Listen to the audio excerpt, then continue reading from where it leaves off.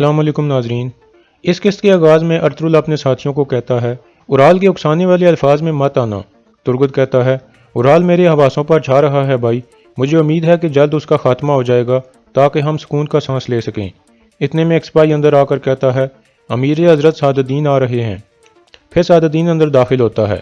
Ertugrul اپنے ساتھیوں کو باہر بھیج دیتا ہے۔ پھر وہ دونوں اکیلے آمنے سامنے بیٹھ جاتے ہیں۔ سعد الدین کہتا ہے اورال اپنا مقصد حاصل کرنے کے لالچ میں اندھا ہو گیا تھا اور اسے یہ نتیجہ دیکھنے کو ملا ہے، لیکن تم بھی اسی راستے پر چل پڑے ہو ارطغرل، کیا ایسا نہیں ہے؟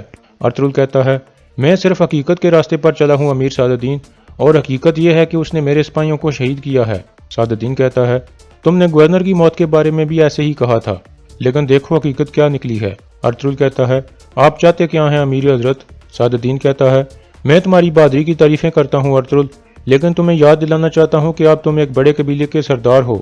یہ سچ ہے کہ اورال نے تمہاری قالینیں جلائی تھیں، لیکن وہ اصرار کر رہا ہے کہ تمہارے سپاہیوں کو باتوحان نے شہید کیا تھا۔ ایسے ہی اس نے کہا تھا کہ میں نے گورنر کو بھی قتل نہیں کیا۔ ارطغرل کہتا ہے اگر آپ یہاں اورال کو بچانے آئے ہو تو آپ کو میری بجائے قاضی حضرت سے بات کرنی چاہیے۔ سعد الدین کہتا ہے قاضی حضرت نے کہا ہے کہ مسئلہ آپ حل کر سکتے ہو، اور مسئلہ یہ ہے کہ دونوں قبیلوں میں دشمنی پیدا ہو جائے گی۔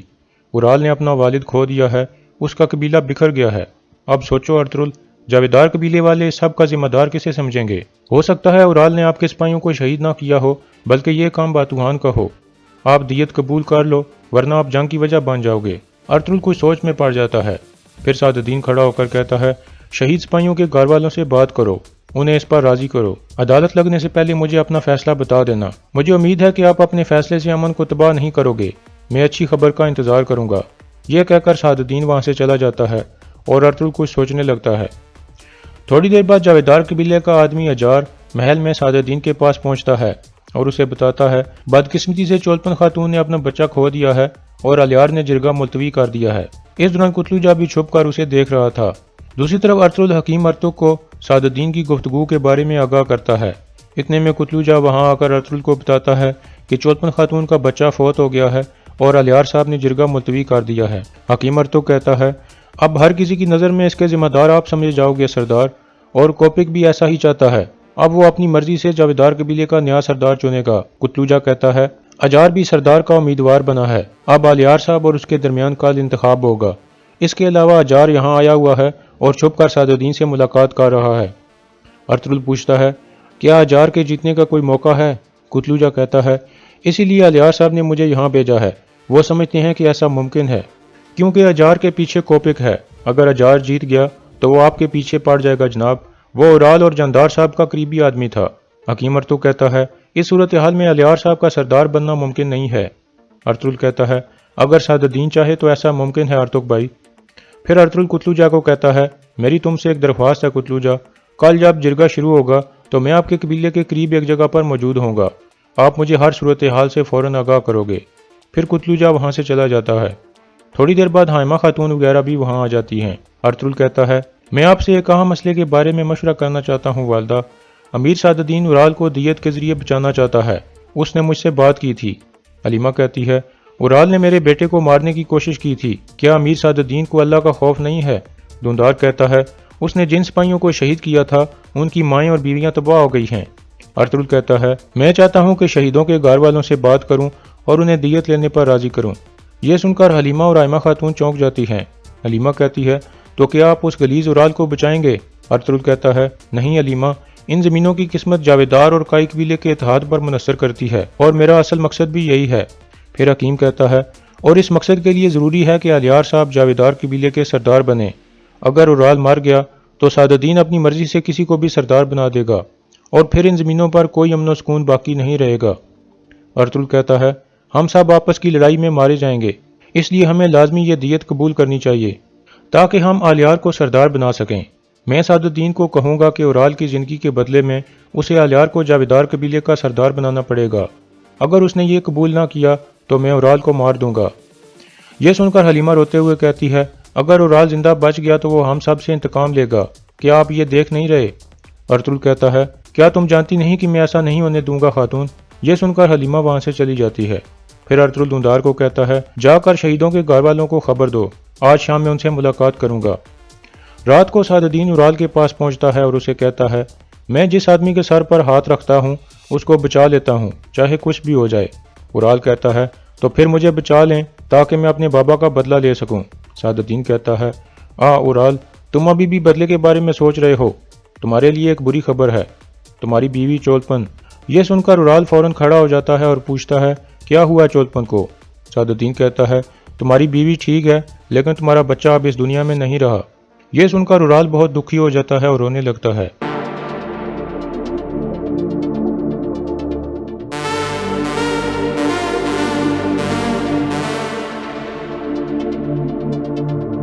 پھر سعد الدین وہاں سے چلا جاتا ہے جبکہ اورال شدید غصے میں کہتا ہے میں آؤں گا چولپن، میں ضرور آؤں گا۔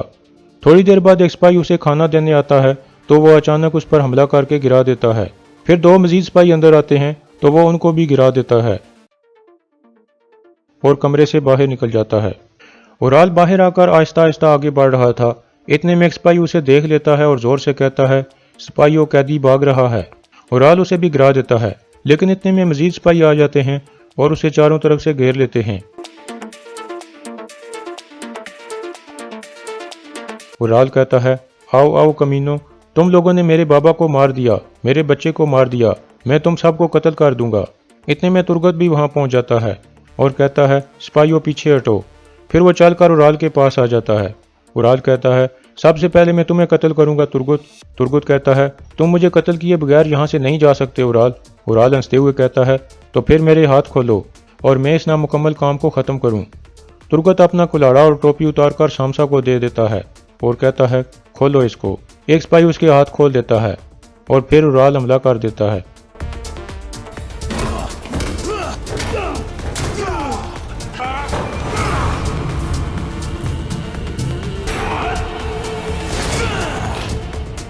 اس طرح ترگت اسے گرا دیتا ہے اور اپنے سپاہیوں سے کہتا ہے یہ غدار باہر کیسے نکلا؟ کیا اس طرح تم لوگ حفاظت کر رہے ہو؟ سامسا کہتا ہے اس نے لازمی اندر جانے والے سپاہی پر حملہ کیا ہوگا۔ ترگت کہتا ہے اسے لے جاؤ یہاں سے اور زنجیروں کے ساتھ باندھ دو، اب سے اسے پانی کا ایک قطرہ بھی مت پلانا۔ پھر سپاہی اسے اٹھا کر وہاں سے لے جاتے ہیں۔ دوسری طرف کائی قبیلے میں ارطغرل نے شہید سپاہیوں کے گھر والوں کو بلایا ہوا تھا اور ان سے کہتا ہے جو لوگ ظالم بننے کی بجائے مظلوم بننے کو ترجیح دیتے ہیں وہ لوگ قاتل بننے کی بجائے شہید ہونے کو ترجیح دیتے ہیں۔ کائی قبیلے کے بہادر لوگوں، میں جانتا ہوں کہ ہمارے زخم گہرے ہیں، ہم نے اپنے پیاروں کو کھویا ہے، وہ لوگ ہم سے جو مانگ رہے ہیں وہ ہمارے خون کو کھلا دیتا ہے، لیکن ہم امن چاہتے ہیں، ہم ایک مسلمان بھائی کا خون نہیں بہانا چاہتے اور ہم نئے دشمن نہیں بنانا چاہتے۔ ہم نہیں چاہتے کہ جن مسلمان بھائیوں کو اکٹھے مل کر جنگ لڑنی چاہیے وہ آپس میں ہی لڑتے رہیں۔ ایک عورت کہتی ہے ارطغرل صاحب کتنا سونا میرے بیٹے کو واپس لا سکتا ہے؟ ارطغرل کہتا ہے کسی نے یہ نہیں کہا کہ سونا آپ کے بیٹے کو واپس لا سکتا ہے، ہمارے سپاہی اللہ کے راستے میں شہید ہوئے ہیں، وہ امن اور قبیلے کی سلامتی کے لیے شہید ہوئے ہیں، ہماری دیت سونا نہیں بلکہ صلح اور امن ہوگا اور ہم اس امن کو قائم رکھنے کی پوری کوشش کریں گے۔ اس طرح شہیدوں کے گھر والے رضامند ہو جاتے ہیں۔ اس کے بعد ارطغرل حکیم ارتوک اور دھندار کے ساتھ بیٹھا ہوتا ہے۔ حکیم ارتوک کہتا ہے اگر کوپک نے اپنا وعدہ پورا نہ کیا اور الیار کی بجائے اورال سردار بن گیا تو کیا ہوگا؟ ارطغرل کہتا ہے کوپک کو اپنا وعدہ پورا کرنا پڑے گا، اگر اورال سردار بن گیا تو پھر ہم الیار اور کتلو جا کو وہاں سے نکال کر لے آئیں گے، اسی لیے ہم جرگے کے وقت ان کے قبیلے کے قریب رہیں گے اور ضرورت پڑنے پر اپنی تلواریں حرکت میں لائیں گے اور انصاف کے نام پر جنگ کریں گے۔ دوسری طرف ہیلینا اپنے کمرے میں موجود تھی، اتنے میں ویسولیس اس کے دروازے پر دستک دیتا ہے۔ ہیلینا اٹھ کر دروازہ کھولتی ہے۔ ویسولیس کہتا ہے کیا تمہارے پاس کچھ وقت ہے ہیلینا؟ ہیلینا کہتی ہے اندر آ جاؤ ویسولیس۔ ویسولیس اندر آ جاتا ہے۔ ہیلینا کہتی ہے اتنی رات ہو گئی ہے، آپ یہاں کیوں آئے ہو؟ کیا کچھ ہوا ہے؟ ویسولیس گھبرا کر کہتا ہے ہاں ایک خبر ہے، لیکن اچھی خبر ہے۔ ہیلینا پوچھتی ہے کیا خبر ہے؟ ویسولیس کہتا ہے زندگی میں پہلی دفعہ مجھے احساس ہوا ہے کہ میں ایک لوہے کا ٹکڑا نہیں بلکہ ایک انسان ہوں، یہ احساس مجھے تم نے دلایا ہے۔ تمہارے بابا کی وفات کے وقت مجھے خیال آیا کہ تم چلی جاؤ گی، یہ سوچ کر مجھے اپنے دل میں ہلکا سا درد محسوس ہوا، پھر میں نے سوچا کہ میں تمہیں جانے نہیں دے سکتا اور تمہیں یہی رہنا چاہیے تاکہ مشکل وقت میں تم میرے دل کا سہارا بن سکو اور مرتے دم تک میں تمہارا چہرہ دیکھ سکوں۔ پھر ویسولیس سے ایک ہار نکال کر اسے پہنا دیتا ہے، لیکن ہیلینا کو یہ بالکل اچھا نہیں لگ رہا تھا۔ پھر ویسولیس کہتا ہے ہم کل شام کے کھانے پر ملیں گے اور اپنے مستقبل کے بارے میں بات کریں گے۔ پھر ویسولیس شب بخیر کہہ کر وہاں سے چلا جاتا ہے۔ اس کے جاتے ہی ہیلینا دروازہ بند کرتی ہے اور ویسولیس کا ہار اتار کر ایک طرف پھینک دیتی ہے اور کافی پریشان ہو جاتی ہے۔ اور یہاں اس قسط کا اختتام ہو جاتا ہے۔